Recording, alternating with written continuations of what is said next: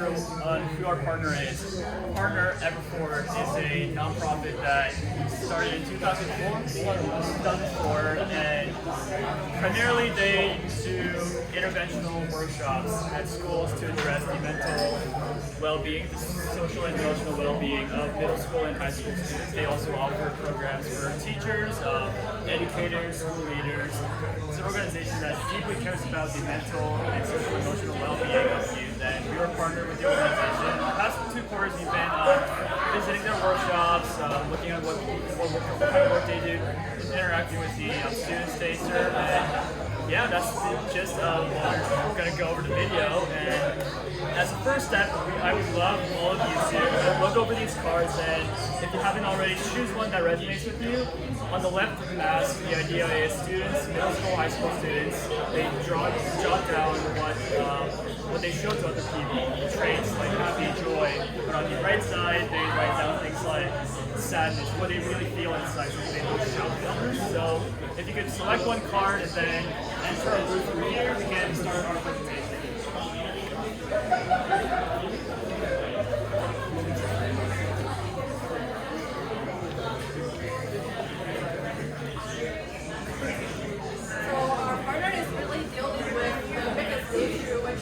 Mental health in the U.S.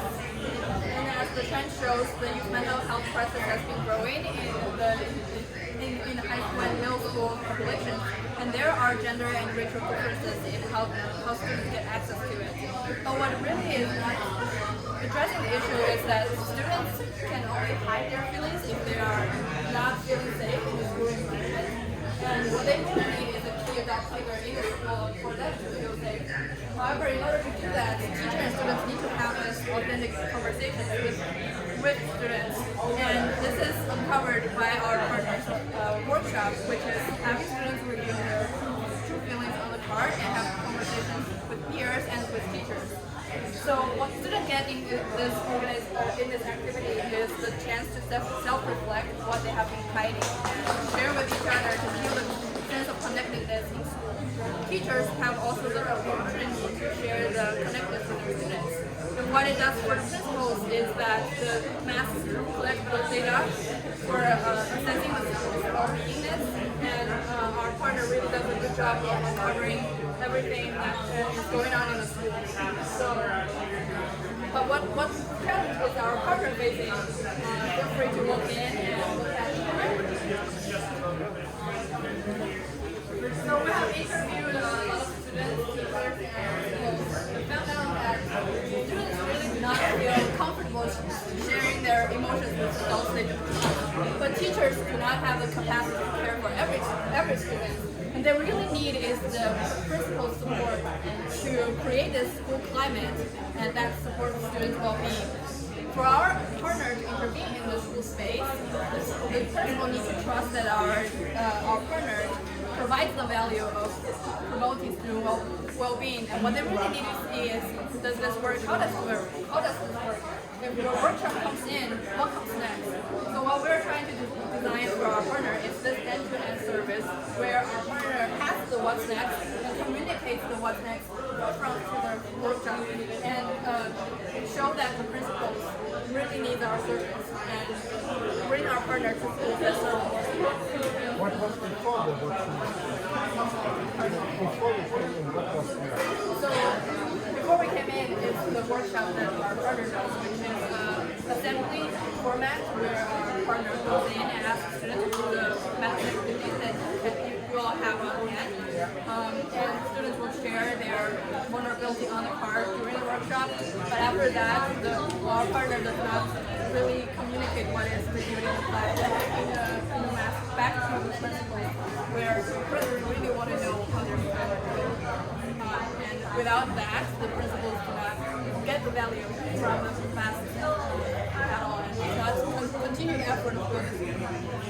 So, walking in for our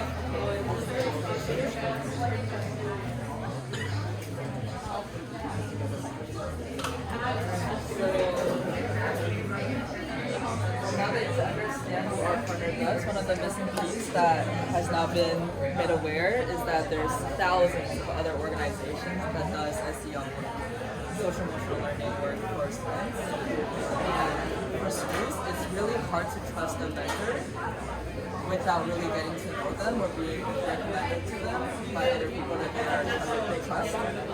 And they're competing with, so Ever4ward is their Oakland-based organization and was very successful as a small-scale local organization, and now they're trying to expand and scale up. And the Ashanti, who you guys weren't able to hear him speak, he is part of many part of a few really famous films, and he's a really motivational speaker. But then we're just trying to how do we package everything that's really positive and good about him that makes him stand out compared to thousands of other, I guess, competing nonprofits or organizations that are all trying to help students. At first, as we dived into the challenge that they gave us, which is how do we access schools? Here's someone who might be interested in booking a workshop from the school, and this would be like getting to actually confirming the booking of the school. We just noticed the path was so complicated because they had to navigate through the website, they had to figure out all of the messaging of Ever4ward on their own if they didn't know who Ashanti was originally. And there's a lot of things like confused whether if the workshop was co-ed because he started the work with just young men and now has extended to everyone because most schools are co-ed. And then also people are really confused about the workshop format. It's really difficult to convey a workshop unless you're there at the concert, like unless you know what goes on in it. It's really, really hard to convey. So after mapping all of these like really confusing paths that someone, a prospective interested person would have to take, we have done the workshop booking journey, which is a very typical person of what they go through. From the x-axis is just time, and the y is likely to book the workshop, and on the lower half is not likely to book the workshop. So usually the customer visits the website and gets a little bit confused whether it aligns with the school's agenda and finds out about the impactful work that Ashanti has done. So the likeliness goes up and finds out that he has done really impactful work. However, that's where the confusion of the gender inclusivity comes in because the messaging has been a little bit outdated because how fast he has scaled up as a presenter. And then also the budget issue for schools is a little confusing sometimes, so that might be a first drop-off. But then, however, they get connected with Ashanti, which is usually a good thing. That brings up the likeliness, and then finds out that the social emotional learning work is great that he does and aligns perfectly with the school wants, which is usually the case. However, this usually where would be the first booking confirmation happen. However, that's not exactly what happens. The journey just keeps going on for the person who's interested because they might not be the person in the school system that has the power to say yes to the purchase.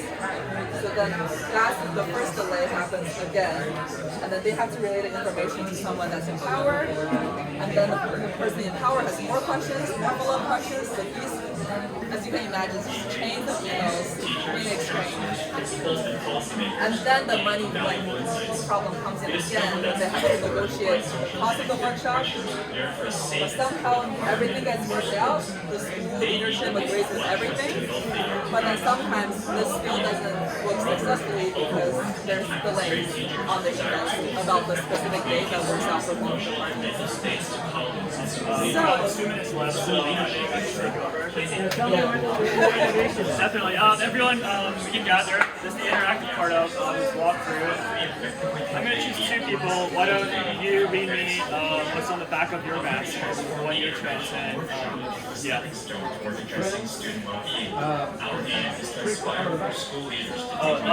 this side. Oh, the back of the okay. Depressed, jaded, and cynical. Insecure, depressed, jaded. These kind of things all students in workshops share with themselves and with the teachers. And now could you all put the masks in this bin? And from the workshops, all the students share what they're really feeling. And some of them are asking for help. But we're going to look at the workshop ends though is right here. The workshop wraps up, and then students have shared what they're going through, but there's not much follow-up. And the next day is every day again, same day again. So what we're trying to do is help the students who reach out for help teachers and school leaders initiate a conversation of how might we help students who are feeling depressed and insecure. So what we're coming up with is an 8-month and part to the workshop product. So whereas the conventional workshop just ends at the workshop, we are adding another flow where we analyze what's really going on in the masks. So what's happening in the front of the masks, back of the masks, distribution of different kinds of words, and also what it really means, diving deeper into the back of the masks. So in this case, it's at least from the data here is from d.School in Oakland, and 51.7% of students are suffering from some emotional well-being issue, and that includes and other things include self-esteem, social connections, academic stress.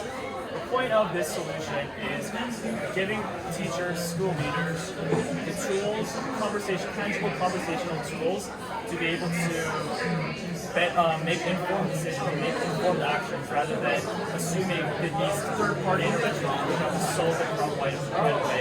We're trying to make the workshop feel more like a beginning of something than an end of something.